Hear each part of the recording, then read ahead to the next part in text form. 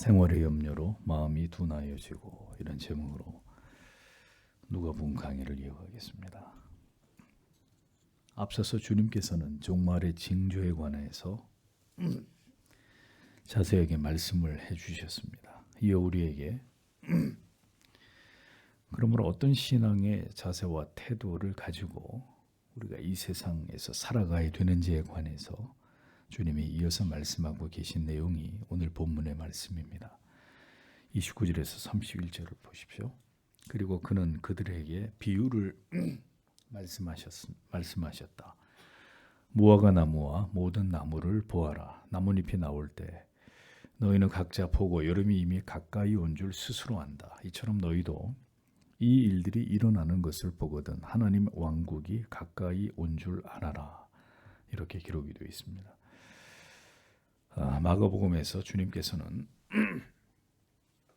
비유로 말씀하시는 이유에 관해서 다른 사람들이 그 의미를 알 수 없게 하기 위해서라고 이렇게 말씀하신 바 있습니다. 다른 사람들은 알 필요가 없고 오직 너희에게 허락된 너희들만이 비유를 통해 말씀하시는 이 하나님의 뜻을 깨달아야 된다. 이렇게 주님이 말씀하신 거죠. 그 때에 관한 말씀도 사실 오늘 이 시대 대다수의 사람들의 관심 밖에 있는 주제 아니겠습니까? 그러니까 그 때에 관해서도 예수님은 비유로 말씀하시는 거예요. 이 세상을 살아가는 절대 다수의 사람들은 그저 오늘 지금 보이는 이 세상에서 먹고 마시는 것만이 중요하게 여기는 사람들이기 때문에 그 때에 대해서 주님이 자세하게 말씀하지 않고 이것도 비유를 통해서 들을 귀가 있는 자들만 들으라고 말씀하신 것입니다. 오늘날 그리스도인들도 예외가 아닙니다.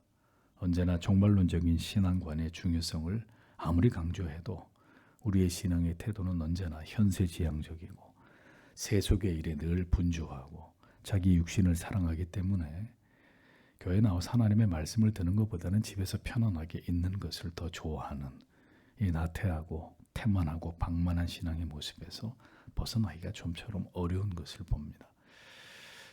다시 말씀드리지만 그렇기 때문에 이 마지막 때에 관한 말씀도 결국은 참된 신자들에게 들리는 것이고 계속 그들에게 들려지는 것이고 그것을 통해 그들이 마지막 때를 준비하게 되는 것이다. 이것이 하나님의 섭니다 라는 것을 알게 되는 것입니다. 주님은 갑자기 무화과 나무와 모든 나무에 관한 비유를 말씀하셨습니다. 여기서 무화과 나무는 이스라엘을 상징하고 모든 나무는 모든 이방인들, 이방의 나라들과 민족들을 상징하는 것이죠. 즉 주의 재림의 때에는 이스라엘뿐만 아니라 이 땅의 모든 나라와 민족들 가운데서 어떤 뚜렷한 징조가 일어나게 될 것을 암시하고 있는 말씀입니다. 이스라엘에게만 나타나는 게 아니라 모든 나라에게 주님이 이 땅에 오실 때가 가까이 오면 이 재림의 징조들이 전 세계적으로 나타나게 된다라는 것입니다.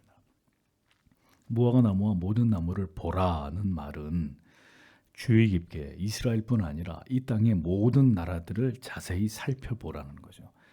이스라엘뿐만 아니라 여러 세상의 나라들에서 지금 어떤 일들이 마지막 때가 되면 어떤 일들이 일어나게 되는지를 주의 깊게 살펴보라는 것입니다.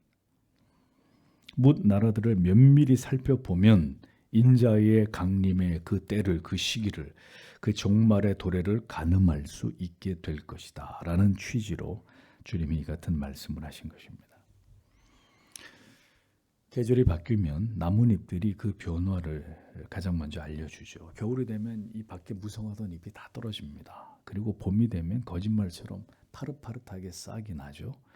여름이 다가오면 그 파릇파릇한 싹이 점점 자라서 잎들이 점점 커지고 녹음이 짙어지면서 여름이 박두했다라는 것을 나뭇잎들이 그걸 아주 자연스럽게 우리에게 보여주지 않습니까?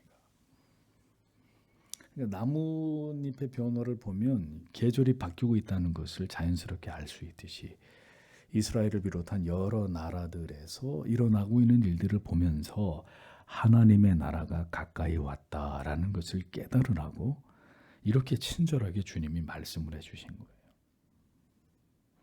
무화과 나무는 겨울에 잎들이 모두 떨어졌다가 아주 늦은 봄이 되어야 다시 그 잎이 나게 됩니다. 그리고 그 잎이 자라가면서 점점 그 잎이 커지고 짙어지면 여름이 다가오고 있구나 라는 것을 팔레스타인 사람들이 알 수 있게 되는 것처럼 예루살렘을 비롯한 이방의 모든 나라들에서 일어나는 일들을 가만히 들여다보면 주님이 다시 오실 때가 다가오고 있구나라는 것을 능히 알 수 있게 된다라고 주님이 말씀하셨습니다. 그러니까 이런 일들이란 하나님의 나라가 가까웠다는 사실을 알리는 징조들을 가리킵니다. 주님이 말씀하신 종말의 징조들이 중요한 사실은 이스라엘에만 일어나는 것이 아니라 지금처럼 바로 이 시대에 우리가 살아가는 이 시대처럼 여러 나라에서 일어나게 되는 때를 주의 깊게 봐야 된다는 거죠. 그러니까 종말에는 궁극의 종말, 정말 주님이 다시 오실 때가 임박한 그 종말의 뚜렷한 징조는 이스라엘에만 종말론적인 현상이 일어나는 게 아니라는 거죠. 이스라엘의 역사를 보면 외세의 침략을 받아서 많이 다른 나라 그 중동의 열강들의 지배를 당하는 이런 일들이 일어나잖아요. 그건 종말이 아니에요. 종말론적인 이스라엘에 나타나는 현상이죠. 근데 궁극의 종말의 시점이 이르게 되면 이스라엘만 이런 멸망의 징조가 나타나는 게 아니라 모든 나라에서 이런 일들이 두드러지게 일어나게 된다는 것입니다. 그러니까 그런 일들이 그냥 일어나는 게 아니라 그리스도의 재림과 하나님의 나라의 도래와 매우 밀접한 연관이 되어 있기 때문에 그런 일들이 전 세계적으로 일어나게 된다라고 주님이 말씀하고 계시는 겁니다. 말씀드린 대로 역사는 순환하고 있습니다. 특별히 종말의 징조 역시 예수님 시대에서부터 각 시대마다 이런 종말의 징조들은 반복해서 이 세상에 나타났습니다. 이유가 뭘까요? 계속 그런 일들이 사이클 되면서 일어나면서 이런 일이 일어나다가 어느 날은 마침내 완전한 종말이 온다라는 걸 계속 역사 속에서 사람들에게 그걸 상기시키고 교훈하기 위함이에요. 계속 이렇게 반복해서 일어나다가 마침내 마지막 때에 더 강렬하게 재림의 종말의 징조가 나타나면서 결국 주님이 오신다. 그러니까 그때를 위해서 계속 역사를 살펴보면서 그리스도인들에게 각 시대를 살아가는 그리스도인들에게 계속 종말론적인 의식을 가지고 하나님을 신앙할 것을 말씀하고 있는 것입니다. 그래서 다시 말씀드리지만 이미 역사 속에서 일어났던 종말의 징조가 마지막 때의 궁극의 그것과 다른 점은 마지막 때는 전 세계적으로 여러 나라에서 동시다발적으로 종말의 징조들이 나타나게 된다라는 것입니다. 전 세계적으로 전쟁과 기근과 지진과 전염병이 창궐하고 자연계에 이상이 일어나는 생태계와 또 천체와 이런 전대미문의 어떤 징조들이 사람을 두렵게 만드는 이런 징조들이 나타난다는 거죠. 또 성도와 교회가 대대적인 핍박과 박해를 받게 되는 이런 흐름으로 한 시대가 전개가 된다는 거죠. 1월 성신의 징조가 나타나고 자연에서도 이제껏 본 적이 없는 대재앙과 재난이 일어나게 된다고 말씀하고 있습니다. 전 세계가 이상기후 때문에 난리 아닙니까? 난리. 32절에서 33절을 보겠습니다. 아멘. 내가 너희에게 말한다. 이 모든 일이 있을 때까지 이 세대가 지나가지 않을 것이다. 하늘과 땅은 사라져도 내 말은 사라지지 않을 것이다. 이렇게 기록되어 있습니다. 자, 여기서 말하는 이 세대에 관해서는 여러 가지 해석이 존재합니다. 이 세대라고 말씀하시니까 예수님이 존재하셨던 그 세대를 가리킨다는 주장, 또 인류 전체를 혹은 유대 백성들을 혹은 종말의 징조가 현저하게 일어나는 바로 그 세대를 가리킨다는 이런 여러 주장들이 존재합니다. 여기서 우리가 가장 주위에서 받아들일 해석으로 보는 입장은 종말의 징조가 현저하게 일어나는 그 세대를 가리키는, 예수님 세대가 아니라 유대인들도 아니고 인류 전체를 가리키는 이 세대란 말이 그 인류 전체를 가리키는 표현도 아니고 주님이 재림하시는 그리스도의 재림의 그 시대, 그것이 가장 합당한 해석으로 보는 거죠. 즉 종말의 징조가 무성하게 일어나고 있는 바로 그 세대를 가리킨다는 것입니다. 예루살렘의 멸망뿐 아니라 이 마지막 세상의 종말, 하나님의 나라가 도래하는 이 모든 일들이 마지막 세상에서 모두 일어나게 된다. 성경이 분명히 이것을 말씀하고 있는 거죠. 그렇게 마지막 때가 도래하여 모든 것이 사라지게 되는 일이 일어나게 될 것이지만 그 마지막 때에 모든 것이 소멸되고 멸망당하게 되는 그때에도 멸망하지 않는, 절대로 사라지지 않는 유일한 가치는 바로 그리스도의 진리의 말씀, 그 교훈과 가르침과 그리스도의 그 예언만은 반드시 사라지지 않고 존재하고 그것이 이루어지게 될 것이다. 이렇게 말씀하고 있는 거죠. 주님께서 우리에게 하신 모든 말씀이, 우리에게 하신 모든 약속이 반드시 완벽하게 성취된다. 세상은 사라지더라도 하나님의 약속은 분명히 서 있어서 택함을 받은 자들은 반드시 영생에 들어가고 버림을 받은 자들은 영벌에 처하게 되는 이 궁극의 모든 결말이 하나님의 말씀이 모두 성취된다라고 강조하고 있는 거죠. 그렇기 때문에 추호도 이 모든 진리에 대해서 의심하거나 불신하지 말고 이 모든 진리를 끝까지 그대로 믿고 따라야 된다라는 것을 강조하고 있는 겁니다. 오늘날 교회 다니고 있는 모든 사람들이 정말 이 믿음을 가지고 있을까요? 정말 이 확고부동한 이 모든 하나님의 말씀에 대한 이 뚜렷한 믿음의 태도들을 전부 다 견지하고 있을까요? 글쎄요. 고난이 와보면 알겠죠. 박해와 핍박의 피바람이 불면 진짜와 가짜가 분명히 여실히 드러나겠죠. 종말에 관해서 주께서 말씀하신 이 모든 일들은 반드시 그대로 이루어질 일들입니다. 성도는 그러므로 그 날과 그 때를 준비하는 믿음과 삶을 이 땅에서 살아가야 하는 자들이다. 이게 성도의 정체성이다라는 거죠. 성도는 세상을 섬기는 자들도 아니고 이 땅에서 잘 먹고 잘 사는 게 목적이 되어서도 안 되는 자들이고 자기의 욕망과 야망의 성취, 자기의 성공 이런 것들이 인생의 목적이 돼서는 안 될 자들이고 그 날과 그 때를 준비하면서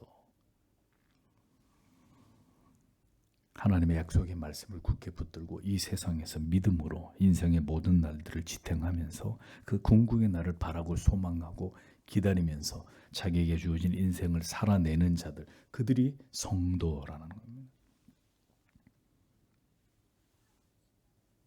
모든 것을 누리고 즐기고 행복하게 이런 것들의 가치만을 따라서 살아갈 수만은 없습니다. 그것이 목적이 되어서는 안 됩니다. 결국은 하나님 앞에 서게 될 날이 우리에게 다가오고 있다는 것을 기억하고 언제나 그 마지막 때를 기다리고 준비하고 깨어있는 삶을 살아가야 될 자들이 그리스도인들이다. 우리는 지금 우리 주변에 여러 나라들의 그들이 행하는 악을 보고 있습니다. 그들의 전쟁의 광기를 보고 있습니다. 북한을 비롯해서 러시아를 비롯해서 중국이나 저 중동에 있는 나라들이나 우리는 이 모든 되어지는 일들을 그냥 무시하고 지나갈 것이 아니라 우리하고는 상관없는 일들이다. 우리가 지금 전쟁을 하는 것도 아니고 우리가 죽는 것도 아닌데 이렇게 바라봐서는 안 되고 이 역사 속에 일어나는 모든 일들이 우리에게 무엇을 뜻하고 있는지를 정확히 봐야 된다는 겁니다. 이 역사를 통한 하나님의 시작되고 있는 지엄한 경고들을 절대로 가볍게 여겨서는 안 된다는 겁니다. 하나님께서는 이렇게 호전적인 자들을 우리 주변에 두시고 언제나 위협을 받게 하시는 데는 분명한 그 이유가 있다는 것을 알아야 합니다. 그러니까 전쟁이 한반도에서 일어나냐 일어나지 않느냐 지금 이게 중요한 게 아니라 오늘도 우리는 이러한 시대의 게시판을 통해서 보여주시는 이 하나님의 사인을 우리가 어떻게 이해하고 받아들이고 있는가 하는 점이 중요하다는 겁니다. 거듭 말씀드리지만 오늘도 보세요. 시대가 이렇게 악한데도 깨어 기도하는 자들은 어느 교회를 막론하고 다 소수에 지나지 않습니다. 다들 설마 하면서 여전히 그냥 자기에게 주어진 삶들을 살아가고 있는 거죠. 34절을 보겠습니다. 방탕과 술 취함과 세상살이의 염려로 너희 마음이 무거워지지 않도록 스스로 조심하여라. 참으로 그날에 너희에게 덫처럼 갑자기 임할 것이다 라고 기록되어 있습니다. 종말의 때를 기다리며 성도가 늘 깨어있는 삶을 지속하며 살아가는 일은 그래서 절대로 쉬운 일이 아닙니다. 보세요. 쉬운 일이 아니라고요. 기다림이 길어지면 결국 영적인 긴장도도 떨어지게 돼 있습니다. 다시 우리의 마음은 해이해지게 돼 있습니다. 그렇게 성도가 종말 의식을 가지고 깨어있는 삶을 살아가지 못하게 될 때 그럼 어떤 일이 일어나느냐? 방탕과 술 취함 같은 넘어짐이 생기게 되는 것입니다. 전쟁에 피바람이 불고 있는데 방탕할 크리스찬이 있겠어요? 술에 취해서 비틀거리는 그리스도인들이 존재하겠습니까? 그런 일이 일어나지 않죠. 방탕과 술 취함은 언제 일어나요? 이런 평화의 때에, 모든 것이 넘치고 있는 풍요로운 시대에 방탕과 술 취함이 생기죠. 6.25 때 무슨 방탕과 술 취함이 있을 수 없는 얘기잖아요. 지금처럼 자유롭고 풍요가 넘치는 시대에 교회가, 그리스도인이 허리띠를 풀고 방탕하고 술 취하게 되는 일이 일어나는 것입니다. 방탕함, 크라이팔레라는 단어는 퇴폐적이고 안일한 삶의 태도를 의미합니다. 그리스도인들에게 퇴폐적이고 안일한 삶이라는 게 뭐겠어요? 세속에 찌들어 있는 거예요. 세속에. 그냥 먹고 마시고 즐기고 그저 편안하고. 술 취함, 메데라는 단어의 의미는 술의 만취함으로 인해서 드러나는 수치스러운 행동을 가리킵니다. 도저히 그리스도인이라고는 믿어지지 않는 수치스러운 행동들을 교회 안팎에서 가정에서 신자들이 행하는 거예요. 성도가 깨어 있어야 될 이유를 망각하게 되면, 그래서 언제나 경건에 진력하는 삶이 멈추게 되면 결국 어떻게 되느냐? 그리스도인이라 할지라도 어떻게 되느냐? 개, 돼지처럼 먹고 마시는 일, 지극히 육체적이고 세속적인 일에 열심을 내기 마련이고, 그러면 영적으로 방탕하면서 술 취한 것처럼 수치스럽고 타락하고 안일한 삶에 젖어드는 그런 삶을 살아가는 것은 당연한 일이라는 겁니다. 지극히 육적인 즐거움과 쾌락을 탐닉하면서 세상과 구별된 영적인 삶을 전혀 살아갈 수 없게 되는 심각한 영적인 침체에 빠져들게 되는 것이죠. 자, 그렇게 될 때 찾아오는 것이 뭐냐? 생활의 염려다. 생활의 염려가 엄습하게 되고 더 이로 인해서 마음이 둔하게 된다. 마음이 둔하게 된다라고 말씀하고 있습니다. 마음이 둔하여지고, 이 둔하여지다라는 말의 의미는 내리누르다. 무거운 짐을 지워가지고 그 짐에 이게 막 짓눌리고 있는 이런 상태를 보여주는 거죠. 예. 이게 뭐예요? 죄의 하중에 이 세속의 쾌락에 이게 눌려가지고 짓눌려서 양심이 제 기능을 발휘하지 못하면서 영적으로 완전히 돌처럼 굳어있는 강팍해진 그런 영혼의 상태를 가리키는 겁니다. 신자가 영원한 나라에 마음을 두고 하나님을 배웁기 위한, 이 땅을 지나가면서 경건에 이르기를 진력하고 정말 온유하고 겸손한 삶을 살아가야 되는데, 생활의 염려에 찌들어가지고 그냥 건드리기만 하면 그냥 분노가 폭발하고 미워하고 정오하고 이렇게 살아가게 되는 겁니다.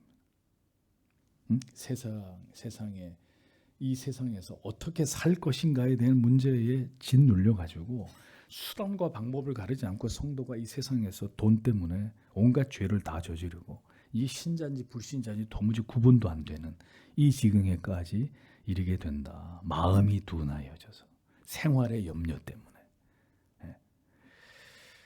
그래서 두 종류의 기독교인이 있을 수밖에 없습니다. 하나는 내세를 바라보면서 돌아갈 본향을 생각하면서 초연하게 이 세상을 지나가는 그리스도인과, 오늘도 온통 교회는 나가지만 세상의 염려 때문에 짓눌리고 있는 그리스도인. 그래서 맨날 기도를 들어보면 해주세요 뭐 응답해 주시고 뭐 이거 해결해 주시고 돈 많이 벌게 해주시고 맨 달라는, 이 세상에서 필요한 걸 달라는 기도를 입버릇처럼 하나님께 드리고 있는 이런 그리스도인, 두 종류의 그리스도인이 있는 거예요.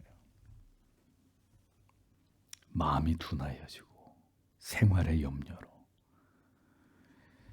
깨어 있어야 함의 이 당위를 잃어버리고 신자가 계속 세속적인 쾌락과 즐거움과 게으름에 탐닉하게 되면 그의 영혼이 돌처럼 굳어지는 일들이 일어나게 되고, 그렇게 죄와 가까워진 삶은 결국 세상에서의 수많은 물질적인 염려와 걱정을 낳게 되는 것입니다. 그렇게 염려하고 근심하게 되는 마음은 언제나 무겁게 짓눌린 마음으로 교회를 다니지만 전혀 마음의 기쁨과 평강이 없는, 항상 짜증이 나고 이놈의 인생, 이 저주받은 인생, 너무너무 힘겹고 괴롭고 지치고 고통스러운 이 짓눌림을 당하면서 그렇게 살아가게 된다는 거죠. 예수를 믿는 사람이 큰 죄를 지을 수는 없습니다. 그런데 경건을 게을리하고 하나님과의 관계를 무너뜨리게 되면 이제 무수한 쾌락과 감각을 자극하는 것들의 마음을 빼앗기게 되면서 그렇게 점점 은혜로부터 벗어나게 되면 결국 뭐에 갇히게 되느냐? 생활의 염려에 갇혀요. 뭘 먹을까? 뭘 입을까? 어디에서 살까? 도대체 어떻게 돈을 벌고 어떻게 내 노후를 준비하고 어떻게 또 편안한 내 미래를, 직장은 어떻게, 연봉은 얼만큼, 어떤 차, 어떤 집, 어떤 옷, 온갖 이런 것들에 대한 염려와 욕구로 우리의 영혼이 다 채워지게 되는 것이죠. 그러니까 어떻게 돼요? 온통 걱정하고 근심하고 염려하게 됩니다. 신자의 염려의 그 내용이 거룩한 것이 아니라 어떻게 하면 그리스도를 닮아갈 수 있을까? 어떻게 하면 하나님을 더 깊이 알고 그 하나님을 경험하고 그 하나님과 친밀해질 수 있을까? 어떻게 하면 더 성화의 진보를 하나님 앞에 보일 수 있을까? 이런 거룩한 걱정이 아니라 살아가는 데 필요한 지극히 말초적인 이런 것들에 대한 모든 염려로 다 도배가 되어버리는 겁니다. 이런 것들이 잘 안 되면 막 짜증이 나고, 자녀와 그들의 교육과 주거 문제, 경제적인 문제, 불안정한 미래, 노후, 이런 것들에 대한 과도한 염려와 근심에 사로잡혀 버리게 된다는 겁니다. 영적인 우선순위들이 다 뒤로 밀려나가게 되고 눈에 보이는 문제들에만 급급하게 되면서 여기에 혈안이 되어 살아가게 되는 문제로 인해서 온통 그 마음이 눌림을 당하게 된다. 그리스도 안에서 맛보는 그 어떤 평강도, 은혜도, 자유함도, 기쁨도, 희락도 존재하지 않는 것. 이 모두가 스스로 조심하지 않은 까닭이다라고 성경이 말씀하는 거죠. 뭐에 조심하지 않은 것일까요? 경건을 연습하고 훈련하면서 나는 이 땅에 속한 자가 아니다. 나는 하늘에 속한 자이다.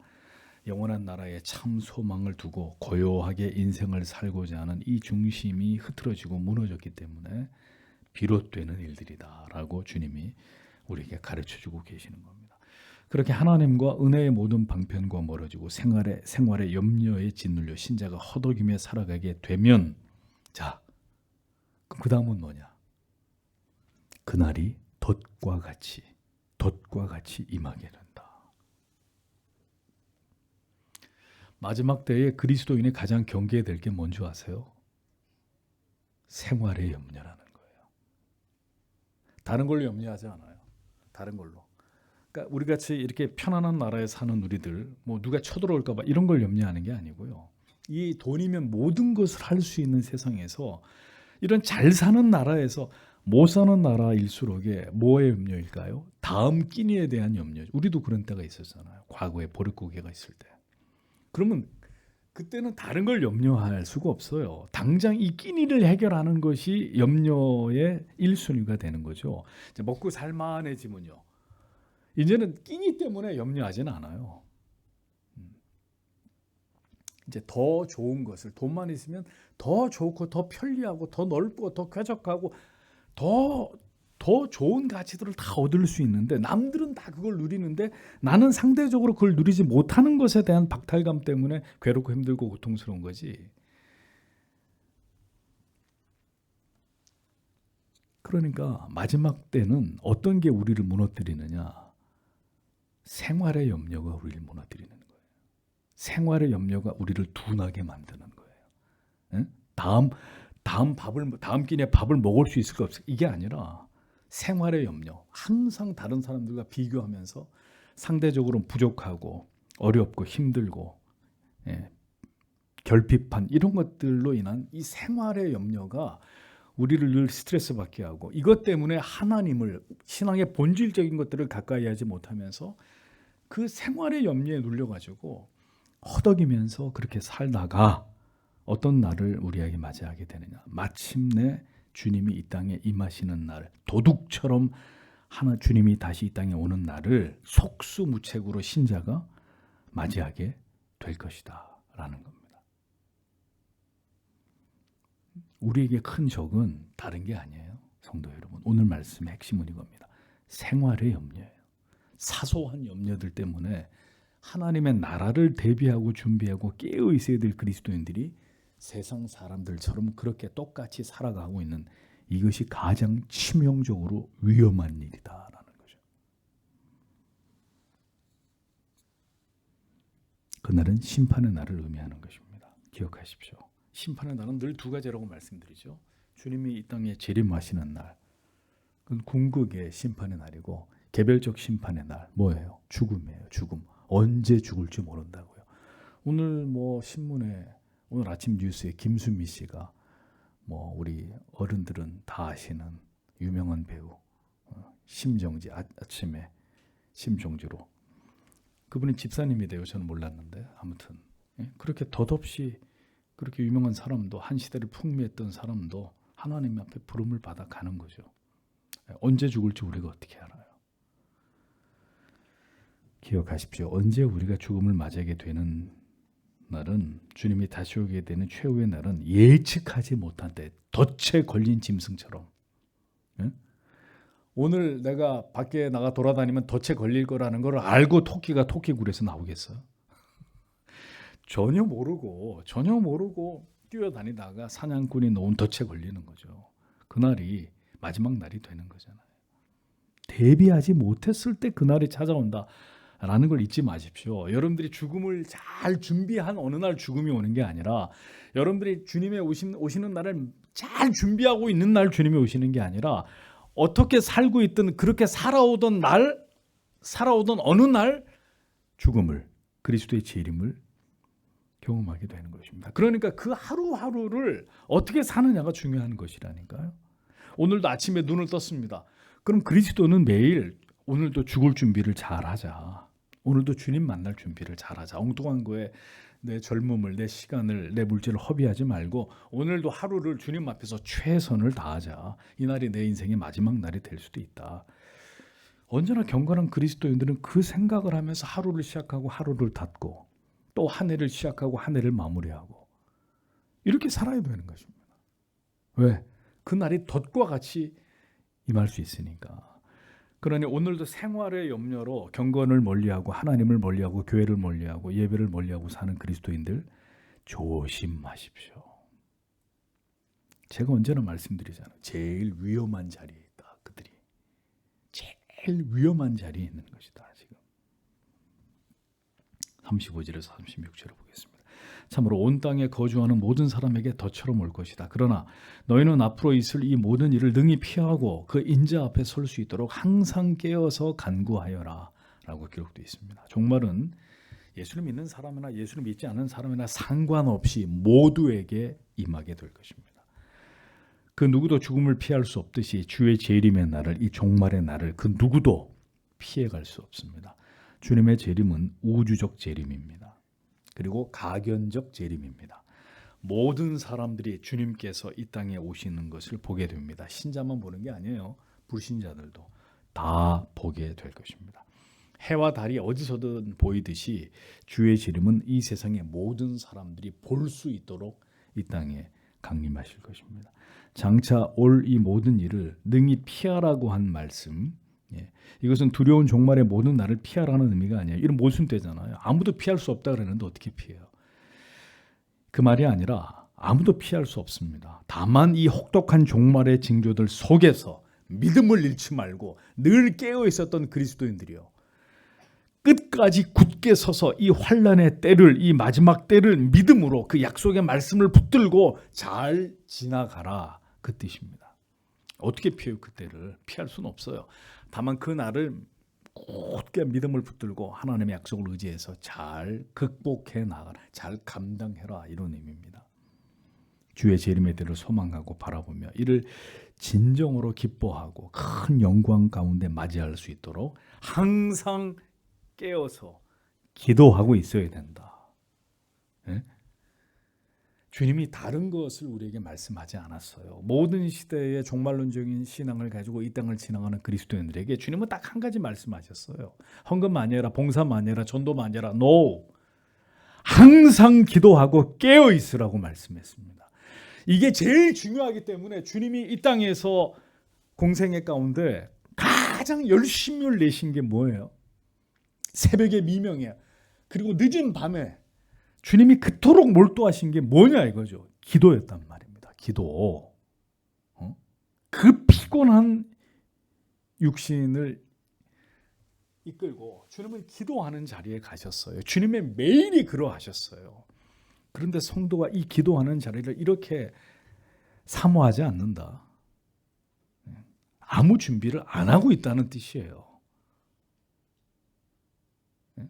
마지막 시대에 그리스도인에게 제일 중요한 게 뭡니까, 목사님? 말씀드릴게요. 주님이 말씀하셨습니다.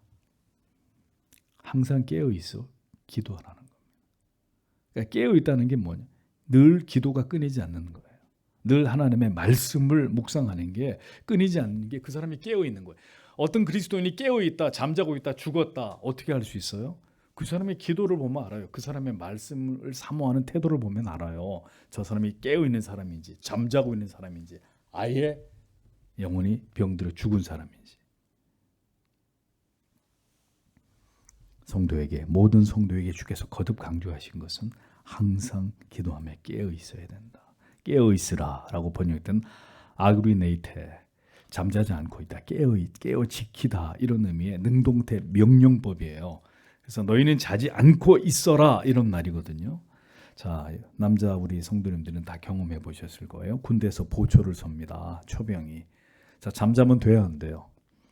가끔 철목 깔고 자기도 하지만 졸기도 하지만 이제 그렇게 걸리면 이제 용창인 거죠. 예.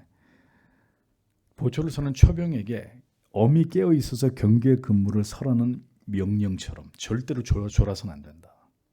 절대로 어떤 가운데서도 넌 졸아서는 안 된다. 이게 지엄한 군대의 이 군율처럼 명령처럼 모든 그리스도인들에게 예외 없이 주님이 말씀하시기를 이 모든 일들이 반드시 어느 날 일어날 것이기 때문에 항상 기도하는 마음으로 종말의 때를 준비하고 종말의 징조들을 면밀하게 살피라는 의미거든요. 깨어 있으라는 명령을 지키려면 어떻게 해야 되겠어요? 다시 우리 남자 성도 여러분, 안 자려면 군대에서 저기 보초 쓰다가 안 자려면 어떻게 해야 돼? 허벅지를 꼬집어 뜯든지 막 큰 소리로 노래를 부르든지 뺨을 치든지 모든 수단을 동원해 가지고 졸지 않으려고 발버둥을 치잖아요. 발버둥을. 깨어 있으려는 마음이 없으면 그 명령에 복종하고자 하는 마음이 없으면 졸리면 자면 그만이에요. 그렇죠? 졸리면 자면 그만이에요. 그런데 그 명령을 나는 반드시 지켜야 된다. 깨어 있으라고 하는 이 명령을 나는 반드시 지켜내야 된다. 이렇게 마음을 먹으면 모든 노력을 다해서 깨어 있어야 합니다. 깨어 있어야 합니다. 그렇다면 우리가 이 마지막 때에 하나님을 신앙하는 모습도 우리의 삶에서 모든 노력을 다해서 하나님 앞에 기도하며 깨어 있기 위해 우리가 할 수 있는 일에 최선을 다해야 되는 거예요. 피곤하면 피곤하다고 쉬고 바쁘면 바쁘다고 제끼고 도대체 언제 기도하고 언제 말씀을 묵상하고 언제 교회 나와서 말씀을 듣고 기도합니까? 이 핑계 저 핑계 다 되면서 우리가 즐기고자 하는 것을 다 즐기고 쉬고 싶은 만큼 쉬면서 깨어 있을 수 있나요? 항상 기도하라 그랬습니다. 하나님의 사람들은 언제나 이 명령을 기억해야 합니다. 그래서 우리가 쉴 때조차도 쉬는 그곳에서 깨어 기도하고 말씀을 붙드는 거예요. 신자가 어디 쉬러 간다. 거기 갈 때도 성경 들고 가고 책 들고 가는 거죠. 그 쉬는 가운데서도 새벽에 눈을 뜨면 일어나서 하나님 앞에 기도하고 내 쉬는 그곳에서 성경을 읽고 경건한 책들을 읽고 하나님의 사람들은 언제나 이 명령을 기억해야 합니다. 그리고 최대한 자기의 삶 속에서 이 진리를 기억하고 기도하고 깨어있기 위해 최선을 다해야 합니다. 잠을 들지 않으려고 몸부림치는 사람의 모습을 보셨습니까? 예? 자기 뺨을 때리고 막 눈에다 여기다 이렇게 끼워놓고 막 이렇게 예? 별짓을 다 하잖아요. 허벅지를 막 찌르고 막 고개를 막 세차게 흔들고 막 물을 끼얹고 별짓을 다 하잖아요. 우리가 하나님을 신앙하면서 영적인 잠을 자지 않으려고 하는 모습이 생활의 염려로 마음이 둔해지지 않기 위해 애쓰는 모습이 꼭 그러해야 된다. 어떤 모습처럼 잠에 들지 않으려고 몸부림을 치는 모습처럼 꼭 그래야 된다는 거예요. 오늘도 금요일 저녁에 이 말씀을 들으며 기도하기 위해 이 자리에 나오신 성도 여러분, 여러분이 바로 이 말씀에 순종하고 있는 분들입니다. 이러한 말씀을 들으며 우리의 삶으로 이 진리를 지켜내고 있는 그들이 참으로 구원받은 하나님의 사람들입니다. 변명의 여지가 없습니다. 우리의 믿음이 우리의 생각 속에 안주하는 믿음이기를 원치 않습니다. 여러분 그걸 거부하세요. 우리의 생각은 우리를 속입니다. 괜찮아, 새털처럼 많은 날. 다음에 가면 되지. 다음에 하면 되지. 뭐 오늘만 날인가? 인간의 생각은 자기 자신을 지극히 사랑하기 때문에 언제든 하나님의 말씀에 순종하는 것과 대치되는 대안을 내놓습니다. 그러니까 쉽게 타협하게 돼 있어요. 그렇지.